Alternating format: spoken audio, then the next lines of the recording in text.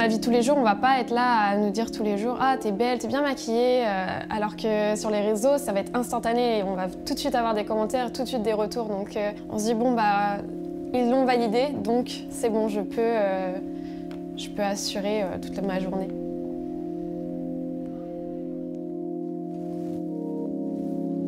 J'aime poster des choses jolies parce que je trouve que c'est agréable à regarder. La personne passe un bon moment derrière son téléphone en se disant « Ah, c'est sympa, ça attire l'œil, ça les invite aussi à revenir pour regarder ce que je fais ».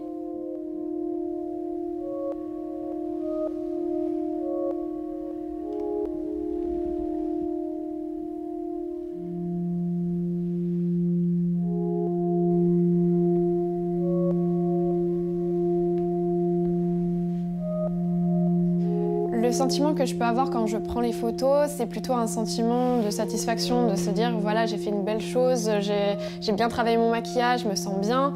Donc c'est un peu une mise en valeur et je me sens vraiment bien dans ma tête. Je suis complètement épanouie quand je fais ça.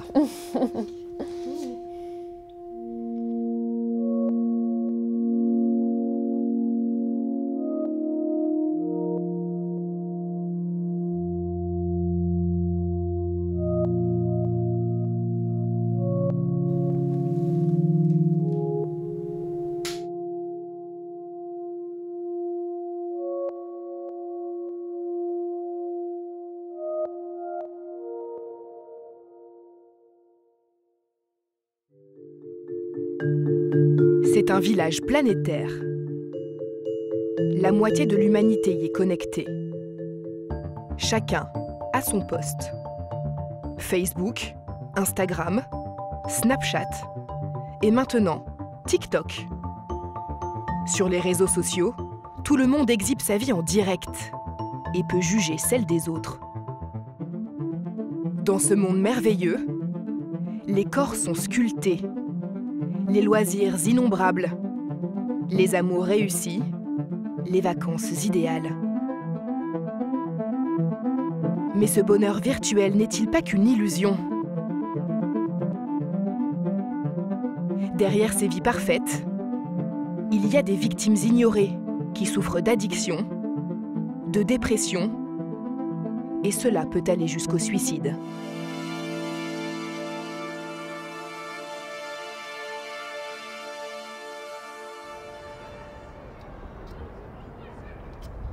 Les réseaux sociaux ont révolutionné nos vies, à tout âge. Je m'appelle Marie-Astrid, j'ai 40 ans. Oh, c'est nul! J'ai 4 enfants de 10 ans à 1 an. En fait, je jongle dans ma vie entre ma vie de maman, ma vie pro, et puis Instagram a quand même pris une place dans tout ça. Les comptes auxquels je suis abonnée, en fait, c'est très en lien avec moi, mes sujets de préoccupation, famille, c'est activités pour enfants, la cuisine, la déco. C'est un peu ma bulle d'oxygène qui me sort de mon quotidien. Anna, est-ce que tu peux te remettre là, s'il te plaît? Regarde, c'était bien. Alors là, c'est super, Anna. Voilà, impec. Alors, regarde, on va la poster, celle-là. C'est rigolo, hein? Des photos de nous? Regarde comme elle est sympa, celle-là. Regarde, la photo d'Anna, tu es de la même couleur, là. Sympa, Depuis qu'elle s'est inscrite il y a 5 ans, Marie-Astrid donne à voir son intimité à tous, y compris à de parfaits inconnus. Elle a déjà partagé plus de 1000 photos. Regarde, on va faire une story, regarde, avec les petits oiseaux.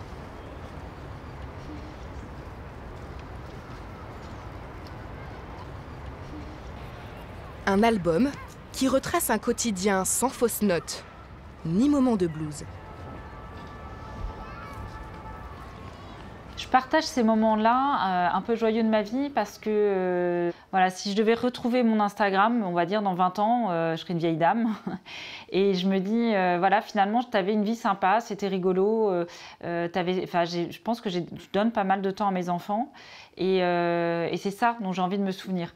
Après, vis-à-vis des autres, effectivement, je me pose assez souvent quand même, hein, très honnêtement, la question de... Il y a certainement un côté égocentrique, mais je me leurre pas du tout là-dessus, qui montre, regardez, moi, ma vie un peu sous un angle parfait.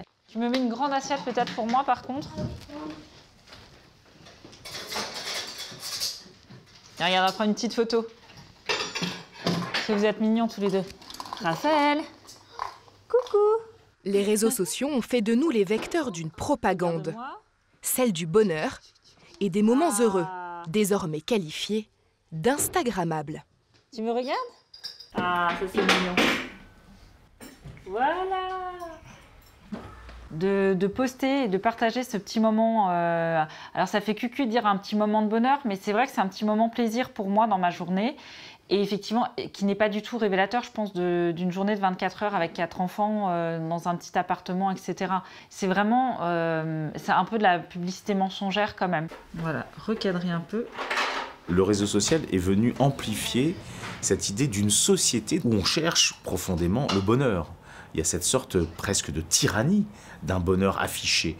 L'idée, c'est qu'au fond, le réseau social va venir amplifier, faciliter, peut-être même créer lui-même cette sorte d'algorithme du bonheur dans lequel il faut exister à tout prix. Et donc, évidemment, lorsque je vais, par exemple, poster une photo de moi en vacances avec mes enfants, je vais montrer le moment où, évidemment, on va bien. Peut-être en omettant que juste avant, je me suis pris la tête avec mon mari ou avec mon conjoint et que juste après, mes enfants ont pleuré, etc. Donc, on va petit à petit, au fond, à ce que la publicité a toujours fait, c'est-à-dire provoquer le désir chez l'autre. Dans ce monde virtuel, représenter sa vie comme une suite de beaux tableaux ne suffit pas. Il faut encore qu'elle suscite l'intérêt des autres. Si on poste une photo où on a pris du temps pour la cadrer, mettre un filtre, faire le commentaire qui va bien, tous les hashtags, etc., ben on attend effectivement des personnes qui vont voir la photo, qu'elles la like et voir qu'elles mettent un commentaire. Là, c'est un peu le nec plus ultra d'avoir un commentaire sous sa photo. Les créateurs des réseaux sociaux ont inventé un outil infernal. Le like. Chacun a le sien. Le pouce pour Facebook, les cœurs pour Instagram et TikTok. Tu veux cette cuillère-là? Et voilà nos vies entières soumises au vote de nos amis virtuels. Oh là là! Première betterave de toute ta vie, tu en auras. Ah bah c'est bien ça! Regarde. Et comme les autres. Regarde, et là ça. Ta première betterave quand même. C'est rigolo ça. Ça c'est rigolo. On a besoin d'être rassuré sur le fait qu'on est aimé, qu'on est reconnu, qu'on est vu, qu'on existe. Et ça, les réseaux sociaux aujourd'hui nous permettent de le faire. Et c'est une révolution. Envie d'être vu, d'être reconnu, d'être aimé. C'est ça le cheminement. Quand avant j'étais obligée d'aller à la rencontre de l'autre, de chercher son assentiment, de chercher une confirmation que je vaux la peine, que je suis quelqu'un, etc. J'en passe des meilleurs. Aujourd'hui, il suffit de poster quelques photos, de donner quelques images pour être rassuré à ce sujet.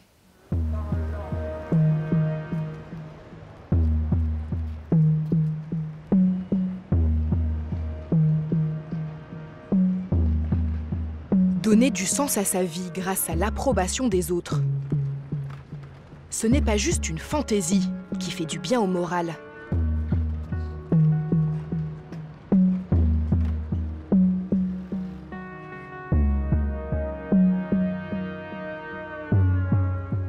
Le like déclenche bel et bien un mécanisme physiologique.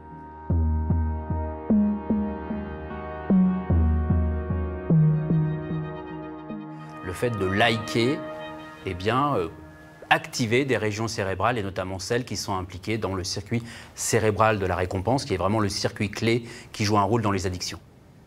C'est principalement des neurones dopaminergiques qui sont dans une structure assez reculée du cerveau, et plus vous en libérez, plus vous ressentez des effets plaisants.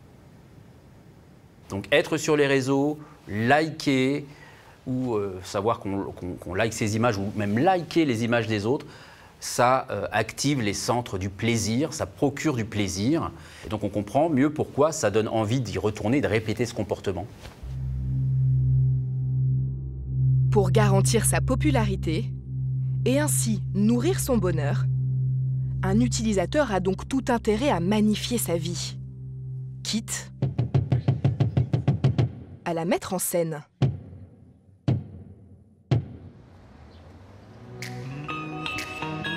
Fini la photo classique devant la Tour Eiffel.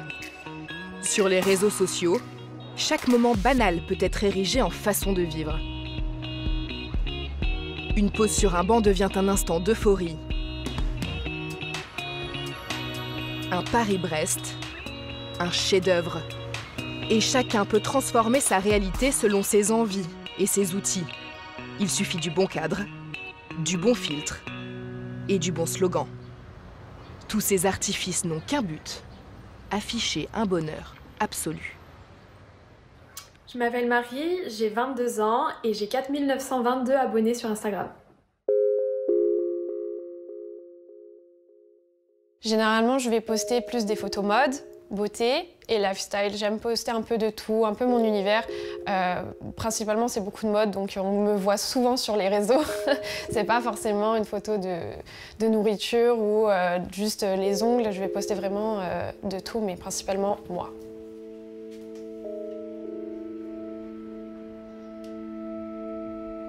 Pour gagner de nouveaux abonnés, Marie se métamorphose. Ce qu'elle montre, c'est une autre. Elle est en représentation. Quand j'ai envie de me maquiller pour me préparer pour une belle photo, en principe, je vais prendre peut-être une bonne heure pour me maquiller. Le maquillage, c'est vraiment une passion, je travaille dedans, donc forcément, j'élargis tout ça. Et pour ce qui est vraiment des maquillages, je change tous les jours, je fais jamais le même.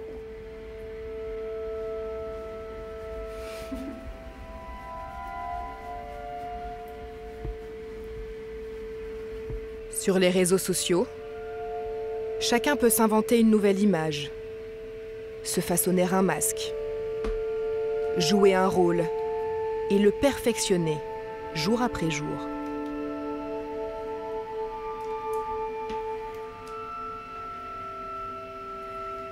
Je veux pas que les personnes soient déçues.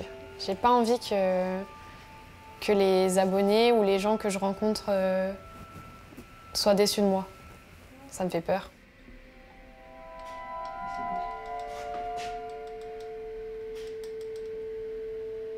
En 3 ans, la nouvelle version de Marie a conquis près de 5000 personnes.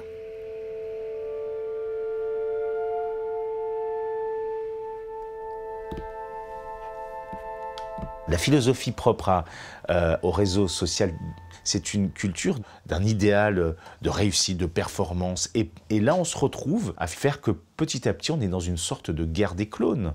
C'est-à-dire où chacun va rivaliser à travers des outils dont évidemment le fameux like, qui va faire qu'on va chercher, non pas forcément à tout simplement partager, mais plutôt à finalement briller. Et donc cette culture de ce qui brille, cette sorte de ce que certains ont appelé le self-branding, où finalement on va chacun devenir une marque dont la vocation, c'est véritablement d'exister dans le regard de l'autre. Et je crois que ça, c'est quelque chose de très inquiétant, parce que d'une certaine manière, on est dans un espace qui pousse quelque part tout simplement à être aimé pour une image et non pas tout simplement pour ce que l'on peut penser ou produire. Il fait trop froid. Briller entre plusieurs milliards de comptes n'est pas seulement l'affaire d'un visage. Il faut aussi inventer une histoire à son personnage, une façon d'être. Marie consacre une journée par semaine à faire vivre son sosie digital.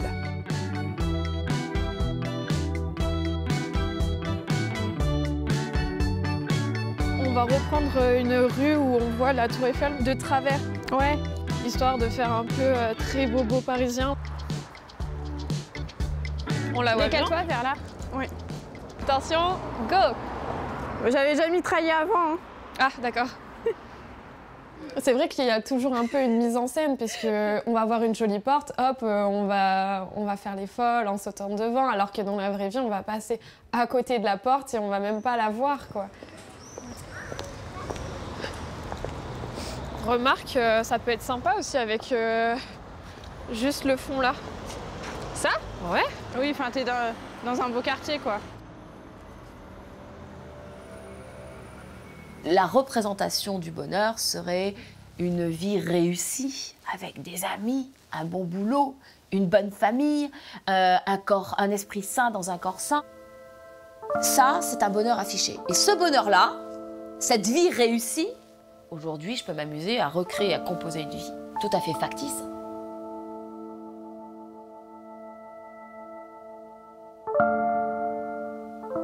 À la montrer au regard de l'autre, sans rien posséder, en montant quelque chose de tout à fait faux. Et donc je peux recréer une existence tout à fait illusoire sans que personne puisse vérifier la véracité de mes propos.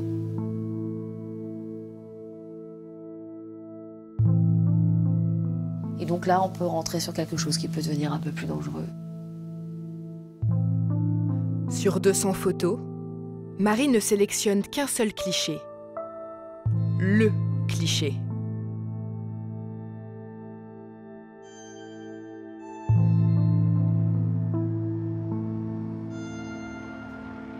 Mais à force de se construire une existence rêvée, à force de jouer à une autre, Marie en est tombée dépendante.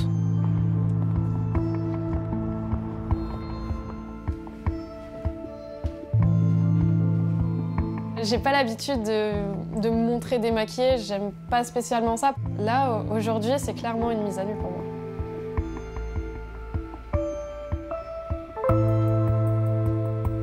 Je me sens très très vulnérable. Là, c'est moi en fait, c'est la personne la plus naturelle possible. On pourra pas, il n'y a pas de strass, il n'y a pas de paillettes, donc en fait j'ai peur du jugement. Et quand le masque se fissure, loin des réseaux sociaux, les failles ressurgissent. J'ai envie qu'on m'apprécie parce qu'on m'a pas forcément apprécié plus jeune. Donc forcément, il y a ce côté-là qui ressort. C'est-à-dire ?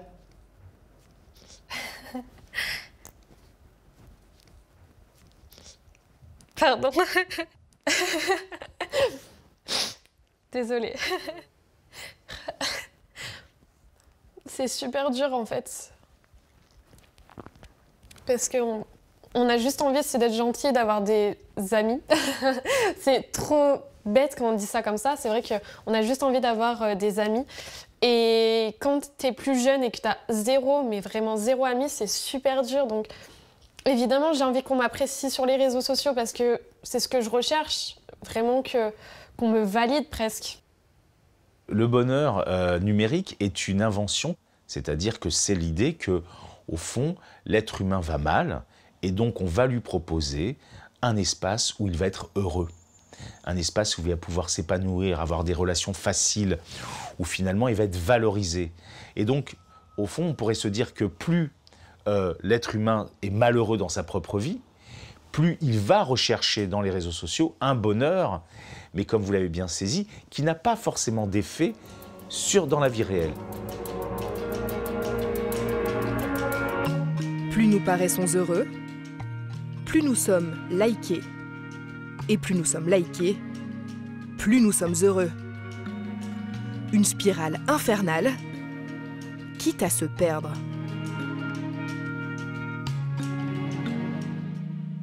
Je pense que malheureusement, beaucoup sont pris dans ce piège d'un faux self, c'est-à-dire l'idée que finalement, on rentre dans un jeu terrible entre les fans qui nous suivent et le fait de correspondre à ce qu'ils attendent et quelque part de se dire que dans la vraie vie, je vais éviter ce moi réel qui s'appauvrit petit à petit. Et donc on voit à quel point cette sorte d'illusion dans laquelle je cherche à être est un piège terrible. Et ça, c'est plutôt très inquiétant parce qu'on pourrait imaginer que certains vont petit à petit développer des sortes de burn-out digitaux, des gens qui n'en peuvent plus. À force d'être cet autre qui n'est pas soi, on peut s'effondrer.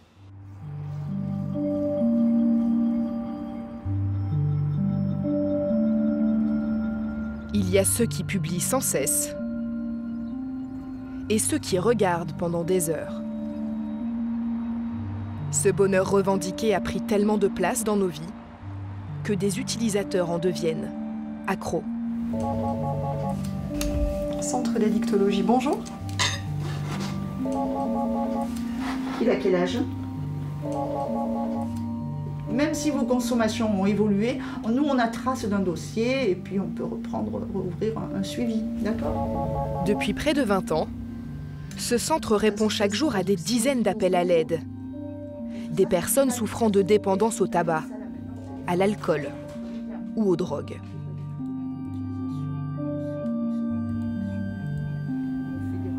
Ces derniers mois, l'équipe médicale doit s'adapter à de nouveaux venus, addicts aux réseaux sociaux.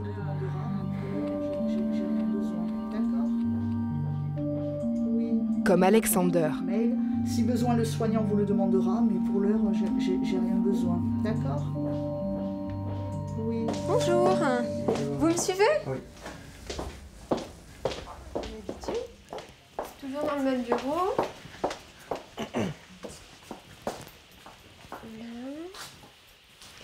Alors, installez-vous. Vous pouvez enlever votre blouson hein, si vous avez un peu chaud. Ouais. À 21 ans, Alexander ne décroche plus depuis 4 ans. Alors, on a parlé des réseaux sociaux, avec différents types de réseaux sociaux. Est-ce qu'on peut rebondir sur ce point? Je sais que je passe en moyenne entre... Ça dépend, des fois je passe moins, mais en moyenne entre 8 et 11 heures, des fois c'est rare quand même, mais c'est rare. Alors, mais jusqu'à 12 heures par jour en fait. Sur les écrans? Oui, sur le téléphone. Ah non, que sur le téléphone. C'est trop d'informations, je pense, de rester sur son téléphone toute la journée, de voir peut-être même des fois vraiment plus de 100 vidéos dans la journée, de lire je sais pas combien d'articles, d'envoyer des messages. Et c'est vrai qu'après quand on lâche le téléphone, on y pense toujours. Et au final, on décroche jamais vraiment, même quand on n'a pas notre téléphone, nos pensées sont toujours au moins sur tout ce qu'on a pu voir. Pareil pour la nuit, quand on essaie de dormir, etc. Donc oui, ça prend au quotidien, bien sûr. Et du coup, le téléphone est toujours avec vous? Oui, toujours. Il y a comme ça ce côté obsédant, obsessionnel qui régule la vie de la personne. Mais la personne ne s'en rend pas compte parce que c'est progressif. Ça s'installe vraiment tout doucement. Donc attention, passer trop de temps au niveau des réseaux sociaux peut vous rendre malheureux, addict. Les réseaux sociaux, c'est des images, c'est des stimuli. Et on va associer des stimuli ou des comportements à des effets plaisants. Ça, c'est du conditionnement. Comme les substances, comme les drogues ou les addictions comportementales, on va répéter ce comportement. L'addiction aux réseaux sociaux peut ainsi aliéner une partie de notre libre arbitre. Une dépendance insidieuse dont la guérison peut être tout aussi pénible. Qu'est-ce que vous pourriez vous fixer comme objectif pour la fois prochaine, pour être un petit peu... pour limiter ce temps consacré... Je pense qu'il faudrait que je me donne un temps maximum de profiter de plus profiter de certains moments, que ce soit avec sa famille, etc., que tout le temps être tout seul dans son coin, dans sa bulle. Ouais. Ça crée un isolement, les réseaux sociaux. Bien sûr, ça peut. Ouais. Et là, la différence, c'est que au moins, on a un vrai contact social, un vrai direct. Un vrai contact direct, tout à fait. Le comportement addictif peut entraîner une souffrance, mais autant le sevrage sec peut aussi entraîner une souffrance et des dégâts. On peut avoir de l'agressivité, de l'irritabilité, de l'agacement, de la violence finalement, une violence verbale, voire une violence physique.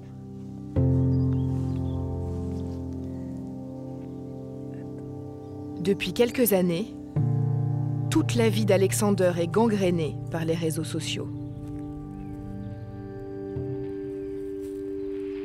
C'est vraiment ancré dans notre quotidien, c'est en nous en fait, le fait d'être... on est vraiment, comme on dit souvent, le terme connecté, on est hyper connecté à tout et plus on y va, plus on va ressentir le besoin d'y aller justement, je pense. C'est des choses qu'on n'a pas tendance à associer ça à des maladies, alors qu'en vrai, je pense que ça l'est. Toutes les addictions d'ailleurs. Et toute addiction, on va être addict parce que ça nous apporte du positif, ou en tout cas sur le moment présent, mais il peut y avoir des effets négatifs sur le long terme en tout cas. Donc en vrai, je pense que d'arrêter complètement, c'est peut-être un peu extrême, mais juste de savoir se limiter, je pense que c'est important. T'es déterminé ? Je pense que... Je sais pas, en vrai. Je sais pas. C'est le problème des addictions en général, c'est qu'il va falloir retrouver du plaisir avec autre chose. Alors, ce qui peut très bien marcher, c'est la prise de risque, la recherche de sensations, les sports à sensations, parce que pareil, le jeune, il est en besoin. Donc il faut lui procurer d'autres sensations qui vont l'aider peut-être à oublier ou à passer moins de temps sur les réseaux. D'accord? C'est pas simplement prends un bouquin et lâche ta tablette. Les plus grands consommateurs des réseaux sociaux, ce sont les adolescents. Selon l'Observatoire français des drogues et toxicomanies, près d'1 sur 2 reconnaît y passer trop de temps. 13% montreraient des signes de dépendance. Et cette addiction au virtuel entraîne des souffrances, elles, bien réelles.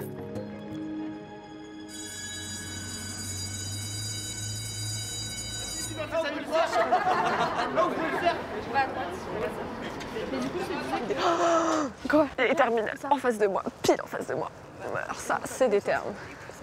Oui, oui. Oui, d'accord, mais oui, mais pourquoi il y en avait plusieurs chez toi? Il y avait 5 termes chez moi. Et pourquoi ils étaient tous chez toi? Tu les connais, genre? Oui, oui, je les connais. Bah oui, je traîne plus avec les termes qu'avec les premières limites en ce moment. On va se poser là. C'était chaud? Ouais, ok. Les applications sont le nouvel espace hors des cours de récréation où les adolescents se scrutent et se comparent. Mais wesh! Mais attends, on dirait... Bah non, mais... Je te l'ai déjà montré. 400 000 vues? 400 000 Mais pourquoi tu m'as pas dit? Oui, je te l'ai dit sur le groupe. T'as fait 400 000 vues sur la vidéo, genre? 462 cas. Oh 70! Ah oui, et il est mignon, et c'est ça, il dit ça, il dit... Tu l'as pécho, là? C'est là où tu l'as pécho? Oui, non, mais il y a d'autres vidéos, mais... Moi, attends, mais montre tout! Oui, mais tout le monde me l'a envoyé. Des potes de Cabourg l'ont vu dans leur pourtour. C'est hyper drôle! Ça, c'est devenu viral sur les pourtours, tout le monde. Mais gros, je l'ai pas vu! Mais wesh! Je m'appelle Andrea, j'ai 16 ans. Je suis sur Instagram, sur TikTok. Et depuis 2 ans, j'ai arrêté complètement. Je faisais de la danse, du théâtre. J'ai tout arrêté parce que pour moi, c'est inenvisageable aujourd'hui de vivre sans les réseaux sociaux. C'est excellent! Moi, j'ai aucun move, Claire, ça va, excellente! Je m'appelle Louane, j'ai 16 ans, bientôt 17 dans un mois, et je regarde les stories de mes amis. Genre, je regarde ce qu'ils ont fait dans la journée, ce qu'ils postent dans leurs stories, qui ils ont vu, où ils étaient, enfin c'est des stories quoi. Du coup je regarde les moments de leur vie. Ça s'appelle Égal du 16, hop, il n'est pas ouf. Non, moi non plus. Et il y en a un autre, non par contre lui il est plus beau, bah du coup je vais lui répondre. Ah ouais, pas mal. Bien, mais ça va, tu vois. Tu dards, tu vois. Ah oui, ça va pas quel âge? Comment? De ces comptes, de ces images virtuelles, ils se forgent une opinion des autres et créent ainsi leur relation.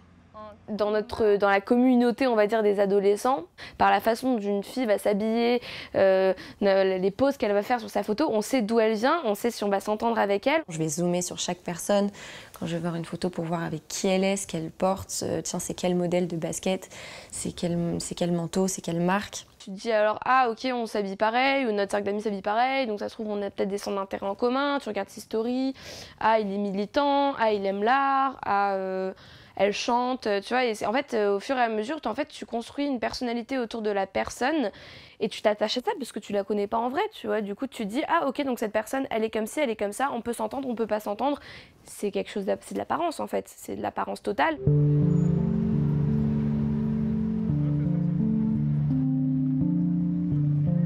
Et dans ce jeu des apparences, les adolescents copient les attitudes des utilisateurs les plus populaires.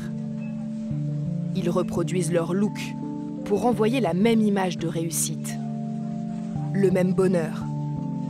Mais cette volonté d'imitation peut avoir des effets dévastateurs sur leur propre personnalité.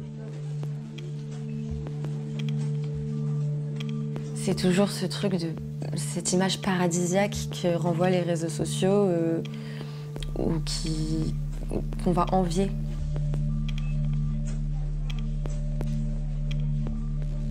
Quand je vais voir quelqu'un qui est en voyage, qui est avec son copain, qui est dans un appartement de rêve, avec des vêtements que j'ai envie d'avoir mais que je ne peux pas forcément avoir, il y a peut-être un sentiment d'infériorité déjà.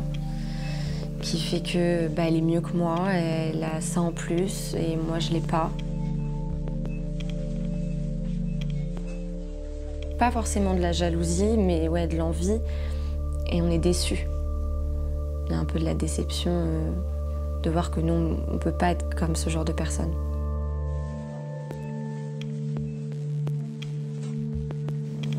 On se dévalorise tout seul sans aucune raison, alors que si on n'avait pas ces réseaux et si on n'avait pas ces images-là, ces posts-là Instagram, qu'est-ce qu'on s'en foutrait?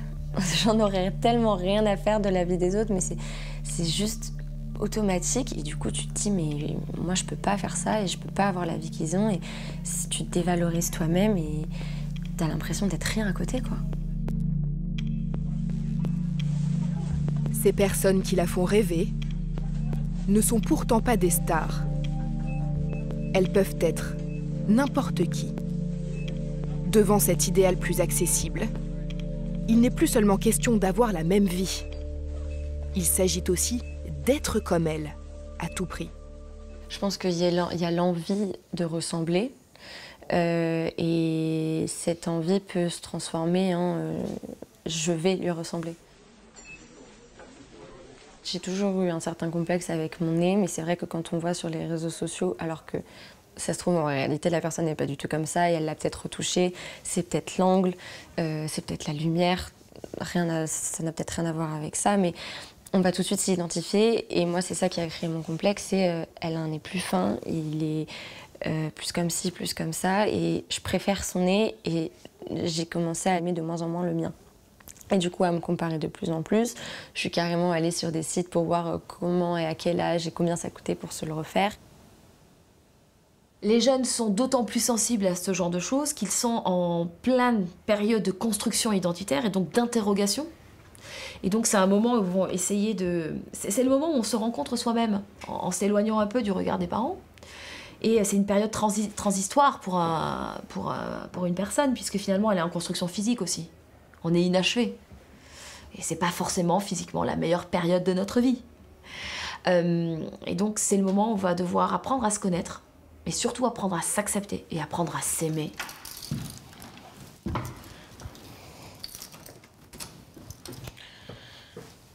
Hop là. Hello. Coucou. Passez une bonne journée?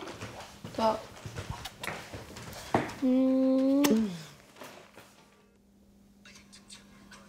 Dans les familles, le combat est inégal entre des adolescents en quête d'assurance et des réseaux omniprésents qui imposent des stéréotypes. C'est ça la dictature de la beauté, c'est que quelque part, sans que tu t'en rendes compte, il y a des choses qui se sont immiscées dans ton espèce de rêve de vie. Et en fait, finalement, ça définit un critère de beauté, du coup.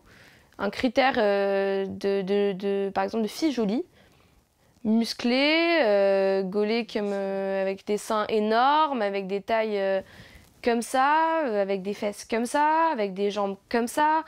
Enfin, des mannequins, quoi. Et moi, je sais que pour les réseaux sociaux, à la fin, je me disais, putain, mais je vaux pas ça. Genre, faut que je me change. Faut absolument que je change. Parce que c'est pas bien, je suis pas bien. Je suis pas belle, je suis pas aimable, genre. C'est horrible, mais c'est un truc comme ça qui se construit. Ça accentue, du coup, ma confiance en moi, enfin, mon mal-être. Parce que je me dis que si je peux pas avoir cette situation-là, ça veut dire que je suis pas assez bien pour. Ça t'émeut? Ouais. Oui, un peu quand même. T'as l'air émue? Ouais, un peu. Pas le genre de sujet qu'on aborde. Pourquoi? Je sais pas. Pas le truc que j'aime. Enfin, je sais pas, le genre de truc que j'aime parler avec elle.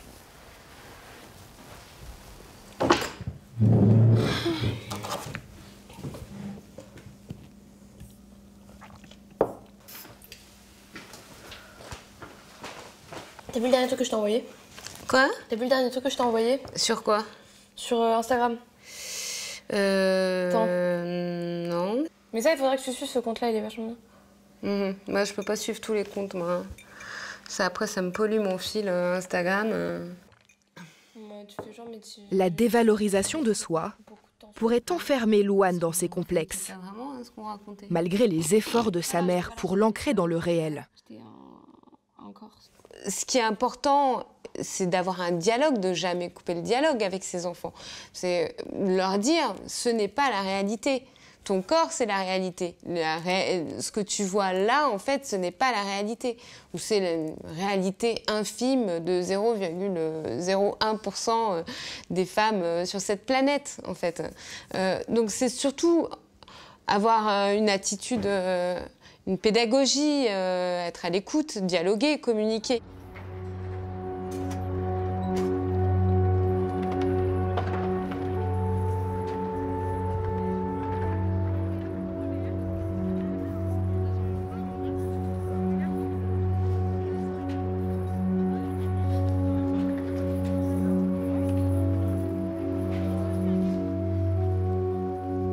Au fond, nous sommes dans une société qui s'est terriblement idéalisée.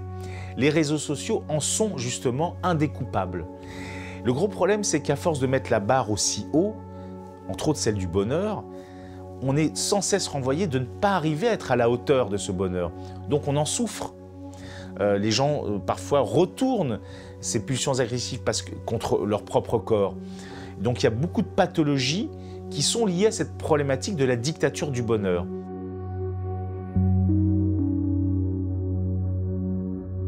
Partout dans le monde, les victimes de la dictature du bonheur commencent à apparaître.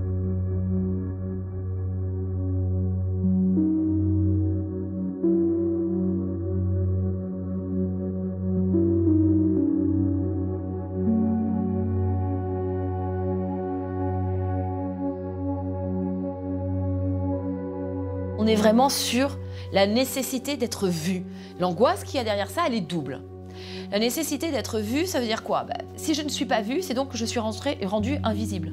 Cette peur de l'invisibilité, c'est une angoisse de mort. Là où on n'est plus vu, on n'existe plus.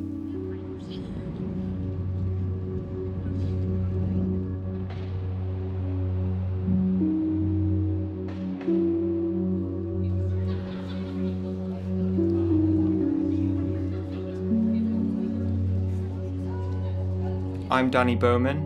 I'm 26 years old and I stopped using social media because my addiction drove me almost to suicide. Danny est un rescapé. Rescapé de sa mauvaise rencontre avec Facebook, à l'adolescence. I do remember when I took my first selfie. I was 14 years old and I was at home. And it was a wintry night, and it felt good. Unfortunately, I didn't get the likes I needed and wanted, and I didn't get the validation I needed from individuals, which inevitably led to me taking more selfies.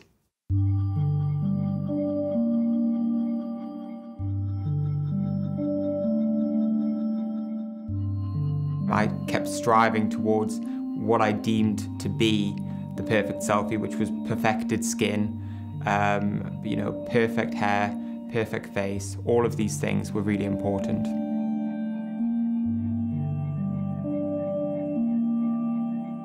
I used to spend time looking in the mirror, taking up to 200 selfies of myself a day.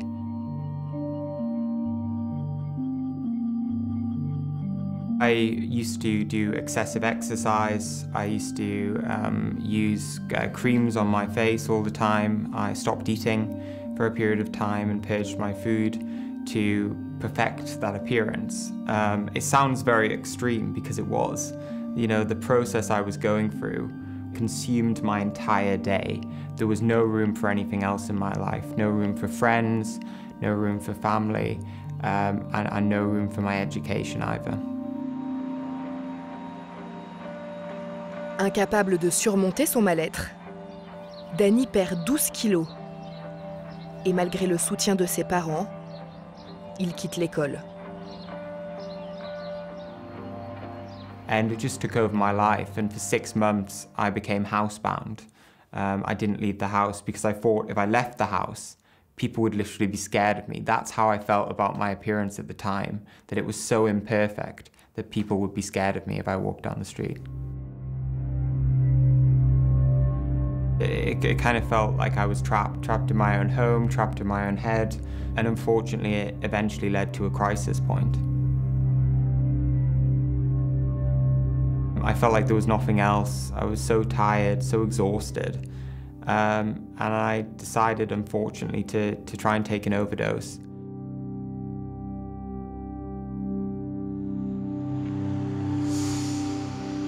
However, luckily, I was rushed to hospital and survived.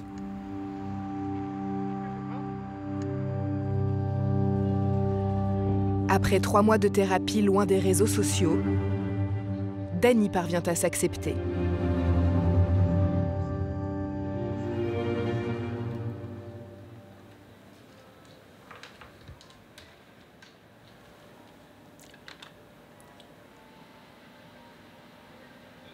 Good afternoon, are you okay? Good. My pleasure, my pleasure.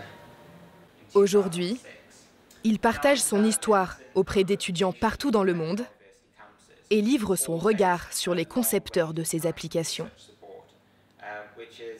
I would say take responsibility. You know, it's your moral responsibility to protect your users. And I think there's a number of steps you can take depending on the platform. But I think make your platforms more real. You know, bring back some reality to your platform because at this particular juncture, it's out of control. Hors de contrôle, ou plutôt totalement contrôlé. Cette dépendance est en effet encouragée par les créateurs des réseaux sociaux eux-mêmes.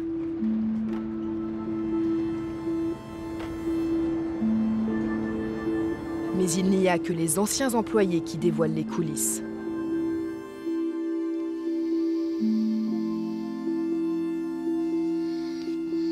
Je suis Guillaume Chalot, j'ai 39 ans, je suis docteur en informatique en intelligence artificielle. Et j'ai travaillé sur l'algorithme de YouTube. Le job, en gros, sur les objectifs qu'on attendait de nous, c'était d'augmenter le temps que les gens passent sur YouTube, de les faire passer de plus en plus de temps. Donc plus un utilisateur passe de temps sur YouTube, plus YouTube peut monétiser avec des publicités. YouTube gagne très peu d'argent en moyenne sur chaque utilisateur. Il gagne à peu près 4 centimes par heure d'utilisation, par heure que vous passez sur YouTube.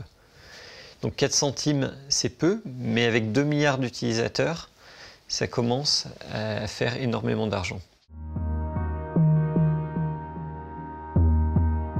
Pour nous garder fidèles, les algorithmes analysent nos goûts, répondent à nos désirs. Ils anticipent nos réactions. En collectant nos clics, nos likes, nos publications, ils nous connaissent parfois mieux que nous-mêmes.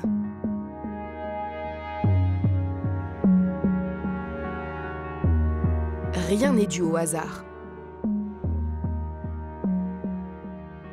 Les contenus les plus addictifs vont être détectés par cet algorithme et vont être promus massivement. Évidemment, il y a beaucoup de gens qui ont envie de voir des images heureuses. Et donc, quand ils commencent à cliquer sur ces images heureuses, l'algorithme va naturellement recommander la même chose, enfermer les gens dans cette espèce de bulle de filtre du bonheur, où il n'y a que des images heureuses de gens parfaits et très heureux. Au final, il exploite les failles humaines. On a un algorithme surpuissant qui apprend à exploiter nos vulnérabilités. Les plus vulnérables, ce sont les enfants. Une cible pour les réseaux sociaux. Là, si je cherche maquillage, je tombe sur des vidéos de petites filles intitulées « Maquillage naturel pour la rentrée au collège » et elle a des centaines de milliers de vues. Bonjour à toutes et à tous. Tout d'abord, je voudrais remercier mes abonnés car on a presque atteint les 200 abonnés. Alors aujourd'hui, on se retrouve pour une nouvelle vidéo où je vais faire un maquillage discret pour la rentrée. Pourquoi est-ce que l'algorithme recommande des vidéos de maquillage pour enfants au lieu de recommander des vidéos de maquillage pour adultes? C'est parce que quand des enfants regardent et tombent dedans, ils vont passer plus de temps.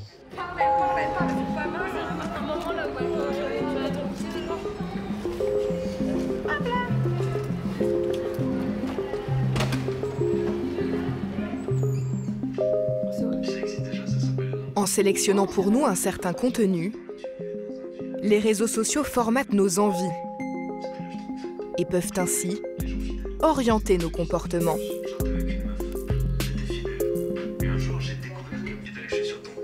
Sans garde-fou.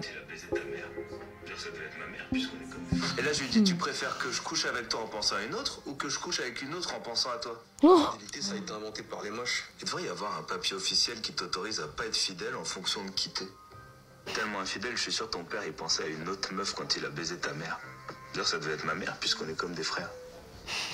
Alors, comment protéger ses enfants des dommages causés par une exposition de plus en plus précoce? T'aurais juste à mettre ta tête dans un tout petit téléporteur et hop, David Copperfield, il serait tellement au chômage. Nous, parents, en fait, on est vachement culpabilisés là-dessus, sur justement le contrôle du temps d'écran, sur...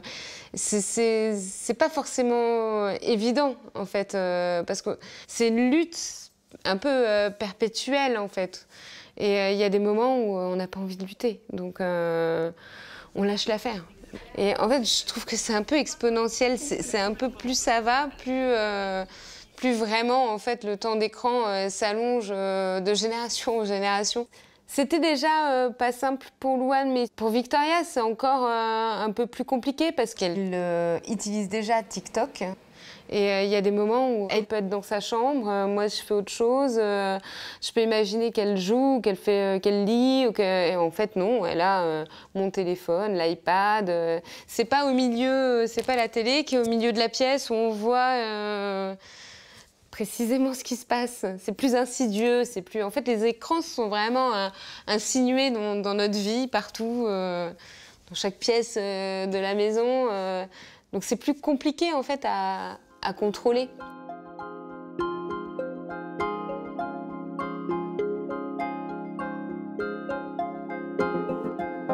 Pas simple pour les parents de donner les bonnes armes à leurs enfants.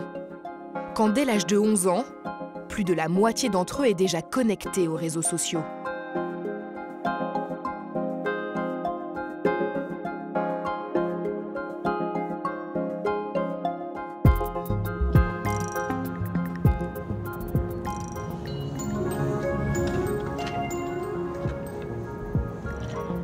Pour les aider à se construire, loin des stéréotypes, et gagner en confiance, des associations interviennent dans les collèges, dès la 4e. Et ça vous rend actif. C'est impossible. En levant la main ici, qui regarde des stories sur Insta? Qui préfère regarder les stories de célébrités? Moi. Ouais, pourquoi? Parce que c'est intéressant de savoir la vie des autres. Ok. Vu que je suis abonnée à eux, c'est que je suis fan d'eux. Du coup, j'aime bien voir ce qu'ils font. Et s'il y a des nouvelles, par exemple des musiques, c'est des chanteurs ou des nouvelles photos. Oui. Moi aussi, je peux pas être tout le temps sur le téléphone parce que mes parents ils me le prennent. Et t'aimes bien ça? Ça t'énerve ou pas? Non, ça m'énerve énormément. Ok. En fait, en semaine, j'ai que 20 minutes. Enfin, je vais sur Snap, je vais sur TikTok, je vais sur Instagram, et après, c'est déjà fini. C'est déjà fini. Ouais. Ça passe vite finalement le temps sur les réseaux sociaux, surtout sur TikTok en ce moment. Oui. Ouais. La plupart des élèves, surtout à partir de la 4e, ont quasiment tous un smartphone avec une connexion Internet et des réseaux sociaux, au moins 2 ou 3. Et tout ce que l'on va faire sur les réseaux sociaux va automatiquement avoir des conséquences dans la cour de récré.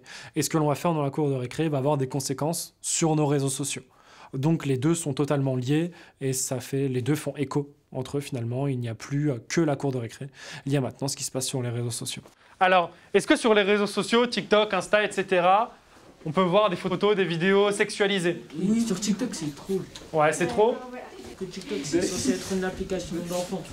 Alors, on va chercher peut-être à reproduire les modèles qu'on nous montre sur les réseaux sociaux. Des femmes fines et sexy et bien belles. Des garçons avec une belle tablette de chocolat comme j'ai. Mais finalement, vouloir correspondre à ces critères-là, est-ce que ça va nous correspondre via notre personnalité ou finalement rien qu'à notre morphologie, hein. L'important, c'est de s'accepter, de se protéger. Voilà. L'intérêt des interventions est de prévenir et de sensibiliser des dangers que peuvent amener certaines de ces situations. Le but, c'est un peu de les mettre en confiance. C'est le rôle du parent, finalement, d'accompagner et de dire les bonnes choses, les mauvaises choses qui se passent sur Internet, évidemment, d'agir avec bienveillance.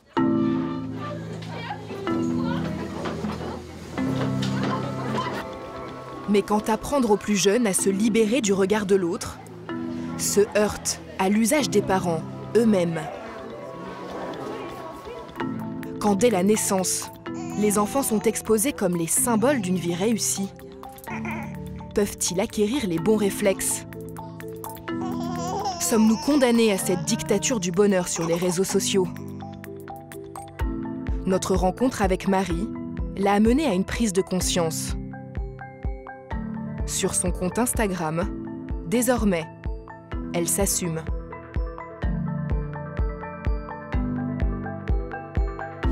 Il est temps pour moi de changer de feed. J'ai décidé de passer sur des choses plus simples et partager plus facilement du contenu sans me prendre la tête sur « Est-ce que ça va aller ?» Stop.